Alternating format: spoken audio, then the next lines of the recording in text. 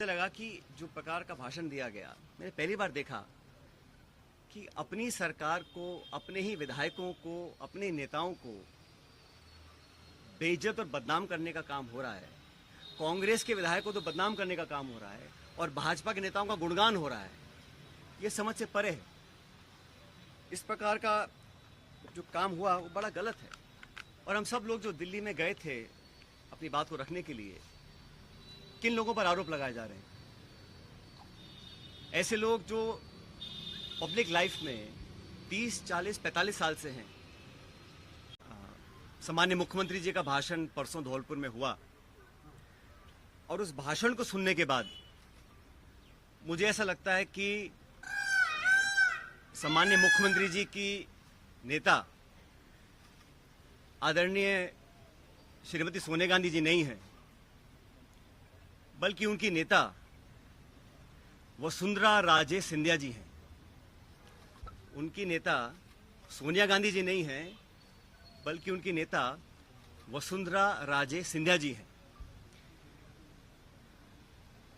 और एक तरफ ये कहा जा रहा है कि हमारी सरकार को गिराने का काम भाजपा कर रही थी, दूसरी तरफ कहा जाता है कि सरकार को बचाने का काम वसुंधरा जी कर रही थी।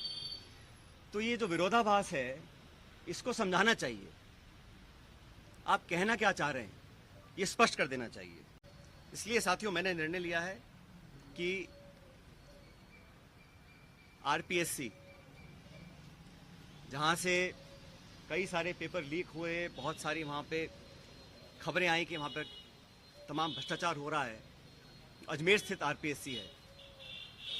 मैं 11 तारीख को परसों अजमेर से एक यात्रा निकालूंगा। जनता के बीच जाकर जनता की आवाज सुनेंगे, जनता के मुद्दों को उठाएंगे। और जैसा मैंने शुरू में कहा, जनता जनार्दन है, तो जनता के बीच जाना हम सबका दायित्व बनता है। और जो करप्शन के इश्यूज हैं, जो नौजवानों के इश्यूज हैं, जो पेपर लीक और पेपर कैंसिल के और नौजवानों के हितों से जुड़े मुद्दे हैं, उनको उठाकर मैं एक जन संघर्ष यात्रा निकालने जा रहा हूं, जो 11 तारीख को शुरू होगी अजमेर से और जयपुर की तरफ हम लोग आएंगे। लगभग 125 किलोमीटर की यात्रा है। जन संघर्ष यात्रा लोगों के हितों के लिए, करप्शन के खिलाफ, नौजवानों के संरक्षण के लिए। उनकी आवाज को हम सुनेंगे, उनकी आवाज को बुलंद करेंगे। और मैं समझता हूं कि सही निर्णय तब लिए जाएंगे जब जनता का पूरा हमारा साथ होगा, जनता का पूरा प्रेशर होगा।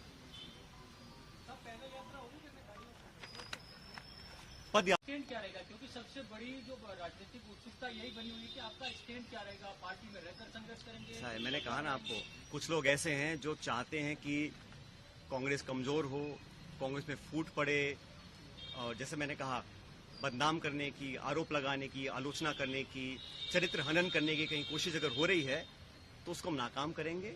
हमारी पार्टी को जो लोग कमजोर करना भी चाहते हैं, उनको हम होने नहीं देंगे। लेकिन पब्लिक इश्यूज पे जो मेरा स्टैंड पहले था, वही स्टैंड आज भी है और आगे भी रहेगा। और जो करप्शन हुआ, जिसको हमने सैकड़ों बार पब्लिक में उसको एक्सेप्ट किया, उस पर 4.5 साल तक हम कोई कार्रवाई नहीं कर पा रहे हैं। मैं अब समझ रहा हूं कि वो कार्रवाई हम क्यों नहीं कर पा रहे थे। कोई कारण तो होगा। मैंने चिट्ठियां लिखी, अनशन किया, आवेदन किया, आग्रह किया, बार बार किया, हाथ जोड़कर किया। अगर कार्रवाई नहीं हो रही थी तो अब मुझे समझ में आ रहा है कि वो कार्रवाई क्यों नहीं हो रही थी। लेकिन किसी भी नेता से बड़ी जनता होती है, तो जनता के समक्ष हम जाएंगे, इन बातों को रखेंगे। और जो लाखों लाख बच्चों के पेपर कैंसिल हुए, जिनके माँ बापों ने अपना पेट काट कर उनके ट्यूशन के पैसे दिए, उनको साल 2 साल मेहनत करवाई, जो कभी ओवरेज हो सकते हैं, जिनका भविष्य के आगे उनको पता नहीं वो क्या करेंगे, जो विश्वास और जो एक क्रेडिबिलिटी होती है, अगर वो सिस्टम से खत्म हो जाएगी तो फिर आने वाला समय बहुत मुश्किल होगा। इन तमाम बातों को लेकर मैं जनता के बीच में जाऊंगा और लगातार पैदल यात्रा करेंगे अजमेर से 11 तारीख से।